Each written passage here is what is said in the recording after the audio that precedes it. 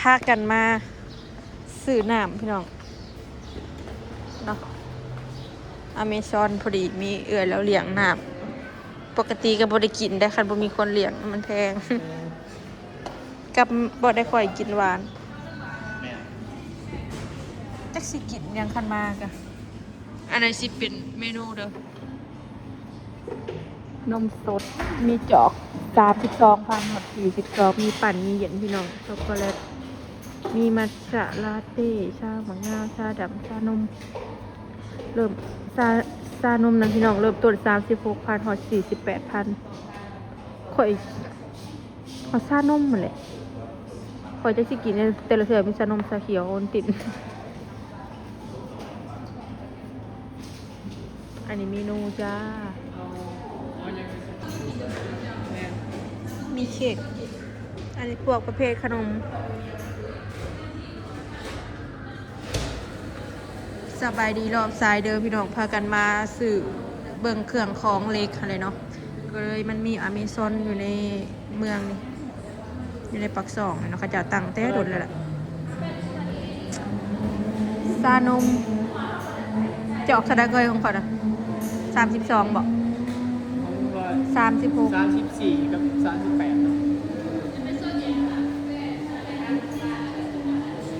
จอกอันนี้ของสะสมขักอะไรพี่น้องเป็นจอกแก้วนี่ก็แก้วแพงเด้อ199ประมาณ200-300 บาทน้อยเนาะ300-400ผู้ใดเนี่ยแพงแพงเอาเมื่อกับขี้ฝุ่นโอ้เอ้ยไปขี้ใส่ไปนั่งค่ะ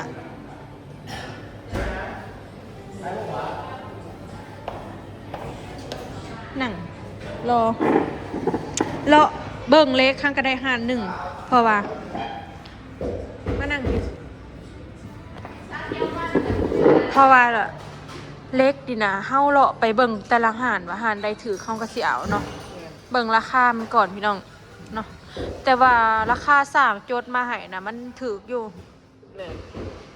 เนาะเขามีตัวอย่างพี่น้องเขามีตัวอย่างโหราคามาแล้วเนาะแต่ว่าสเราสิเอาไปเปรียบเทียบแต่ละหานใดถือกว่าก็สิเอาหานนั่นได้แล้วบ่อ๋อจะกินยัง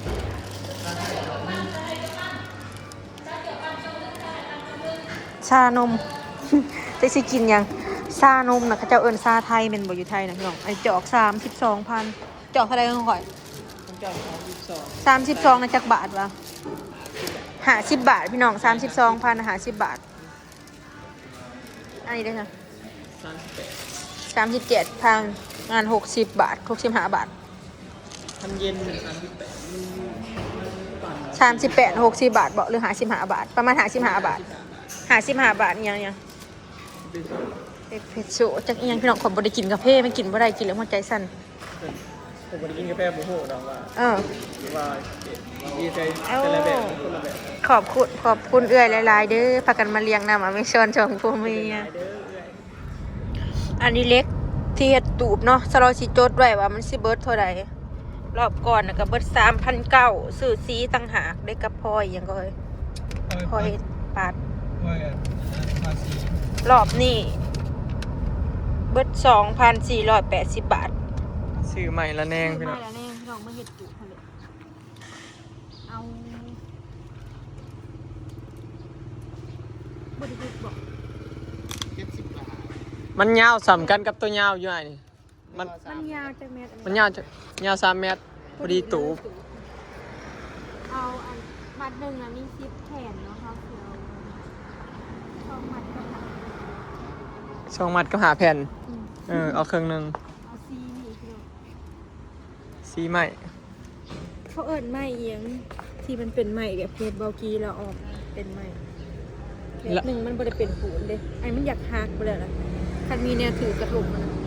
ตัวพอต่อซีแล้วแอมพอต่อมีแอมแล้วก็ไม้เชล่าแอมข้างนอกเป็นไม้จะไปทำเรานั่นเราหูเบิ่นจะบอกหาแล้วเนาะจะมีใหม่จะเงินค่าเฮ็ดตุ1,000เท่าไหร่ก็1,960 บาท1,960 บาทรวมทั้งไม้เชล่าชื่อไม้ละแนงแจ็คสิเกตไม่ได้หรือบอกมันยาว กับอันนี้ขิงล่อแล้วก็กระนอดกับมันละแนง2มัดกับ50พอดีเป็น25เศษ1 70 บาทอันนี้ให้ไปเรื่อยๆราคาสีเลยนะสรุปได้ไหมเสื้อละพี่น้อง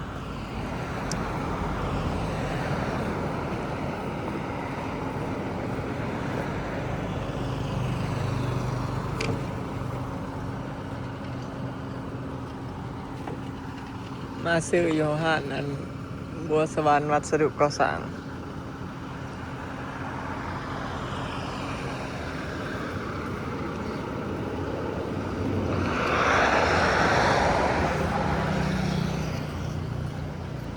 มันมีไม้บ้านเฮานะมันบ่ได้มีไม้เทียมพี่น้องมันมีแต่ไม้เสื้อละนี่แหละแม่ละแนงแบบเสื้อละไม้เทียมที่เขาเป็นไม้แท้เห็ดแต่บ่มีหรือว่ามีอยากได้อีกแบบหนึ่งก็คือไปซื้อไม้แท้มาซอยแล้วก็ทาสีเอาทาสีลายไม้เอามันจะแบบนั้นเนาะแบบบ่คือฝั่งไทยบ่อึดมีทุกไม้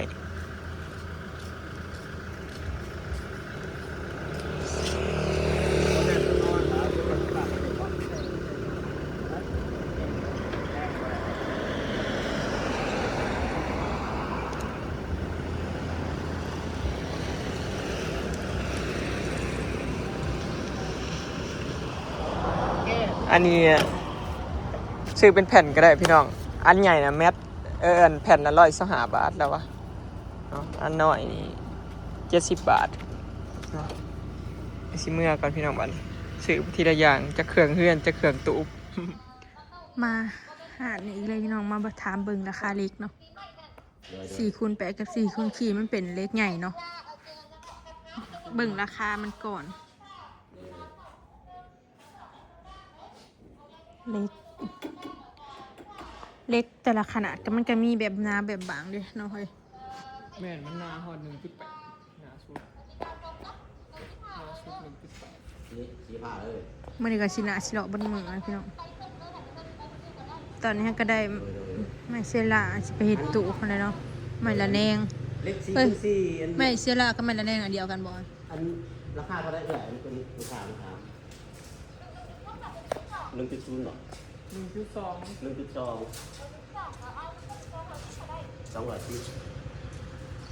4.4นะแม่210และไปที่8 1.2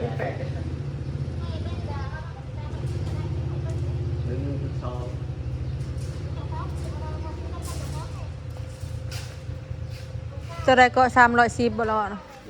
4x8ถ้าเฮาเอาสมมุติว่าเอาลายยังได้จ้ะ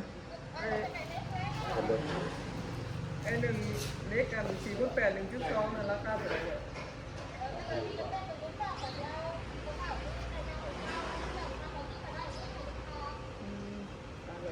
มันมี 1.2 กับ 1.0 บ่ถามมึงด้วย 1.0 ราคาเท่าไหร่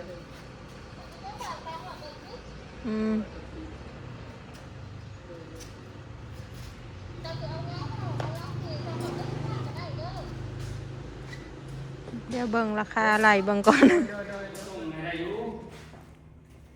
มาเบิ่งไม้พี่น้องสิปูพื้นในตู้ไม่นานไม่อันเป็นไม้ยางมันบ่มีไม้จิกนะพี่น้องอันนี้มันเหี่ยวแล้วบ่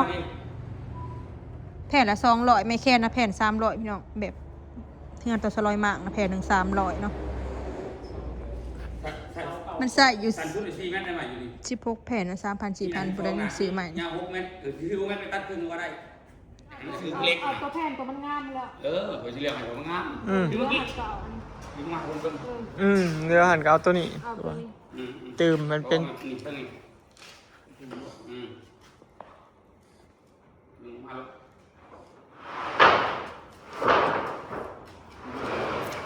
สื่อใหม่ครับดึงไปได้ตอกแล้วก็นี่ลงใหม่งานดึงไปอีกดูลงจิกโบราณเห็นบอกเจไม่เขาตั้งเพลงกูไม่ได้ไม่ว่านกูยิ่งไปเลยกระโดดนี่เอาเพื่อนเราเห็นว่าเที่ยงหน้าบ้านกูวัดหลังสุเพศวัดเที่ยงหน้าเรา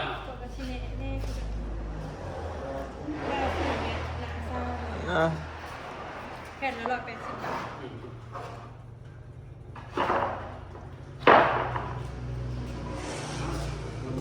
ทำยังไง แป้นนะแป้นยังไงได้ เชียวแป้นอันนั้นไปต่อเสาต่อหมอกเสา เบิดแล้วเนี่ย เดี๋ยวดูมาวัดดิเบิ่งเลย เบิดรถแผ่นใดงาม เอาสิเลือกเอาเลย งามเลยจ้ะ คันบ่งามเลยไงเฮาก็สิเอาตัวนั้นตืมเด้เอา น้อ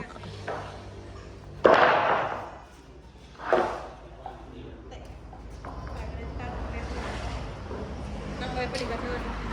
เดี๋ยวเราก็สิเอาไปไว้เฮ็ดข้อมูล ตั้งอีกนาน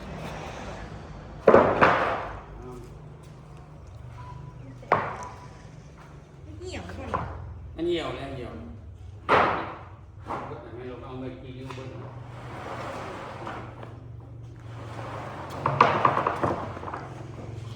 แค่ได้มันบ่แตกกับพ่อนะสื่อบ่สื่อก็ได้กบซะ มันเค็มมันดูดีซื่อเขาก็คัดอะไร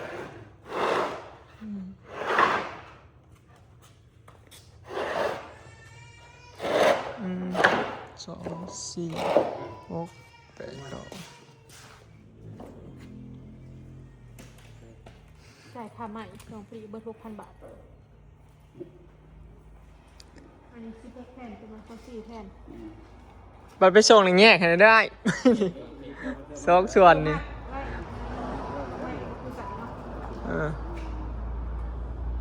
ไม่ตัวนั้นเสียเป็นหมอกปูน ไม่ข่าวอีกแล้วเลยบอกไม่เกิด ไม่เครื่องนะโอ้เดี๋ยวรอบหน้าจะชิมาซื้อน้ำไหม อันนั้นยังบ่ได้เหตุเงิน เคยมีได้จังว่าบ่โทรให้ต้องหอบบ่โทรบ่ติด ติดอยู่บ่ อันบัดนั้นติดปันหน้าโดนมันกลายหอดประถูกปนค่ำเฮาน่ะครับคุณมา ติดมันมาหารใหม่อีกแล้วพี่น้องมาเบิ่งเล็กเลาะแต่ละห้ามนะคนมาแต่เช้าจนเที่ยงตอนถามลงด้วยหารที่3นะจ้าส่วนรายเล็กมันก็อาจราคาอยากซ้ำๆกันอะไรเนาะถามเราด้วย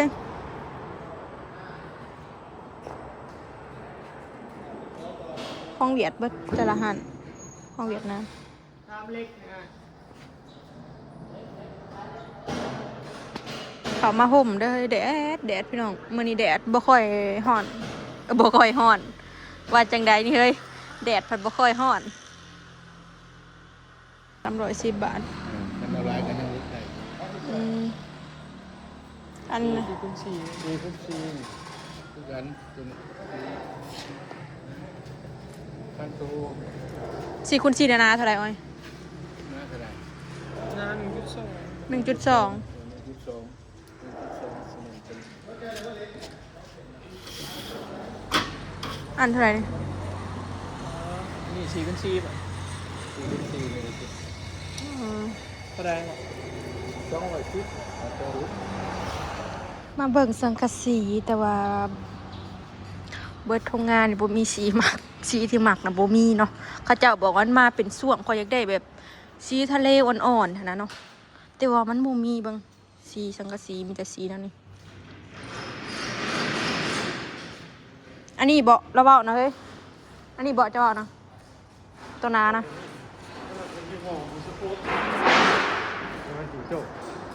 จิงโจ้ ตัวนี้เราเข้มตัวนี้เข้มกว่า ตัวนี้เข้ม อันนี้บูสโคป สีสังกะสีตัวใดดี ตัวนี้ ตัวนี้เบอร์3ซูมเนี่ยราคามัน150 บาท แผ่นหนึงน่ะ เม็ดนึง แมท1ไอ้ อืม ราคาต่างกันนะ เอาตัวนั้นบ่เฮ้ย หน้าเท่าไหร่จ้ะ 0.3 0.3 0.3 บ่มีสีงาม คนละยี่ห้อกัน อันนี้สิซื้อไปเฮ็ดตูบมาเบิ่งทั้งเฮ็ดตูบแล้วก็เฮ็ดเฮือนพี่น้องคันเฮ็ดเฮือนก็บ่ได้มีสีงามอีกได้สังกะสีนะ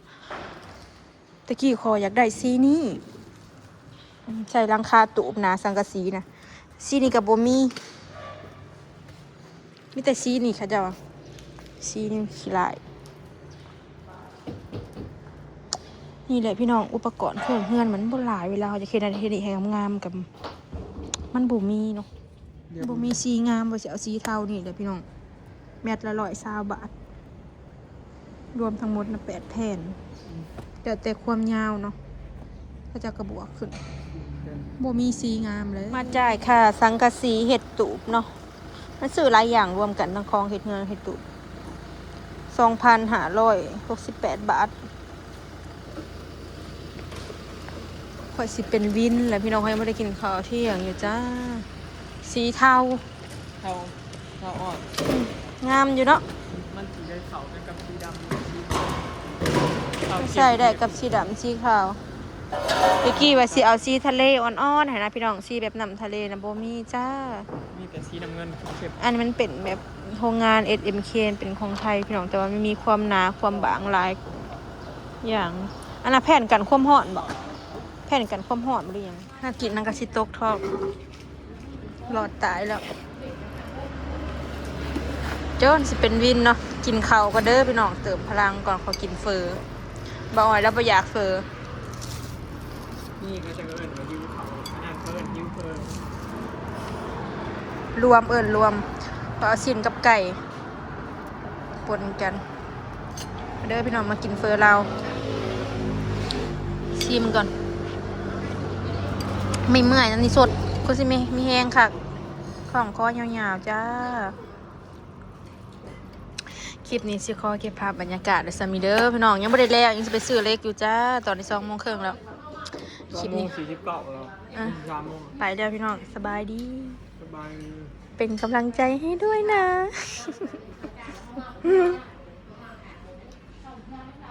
สิ่งที่ต้องซื้อมาก่อน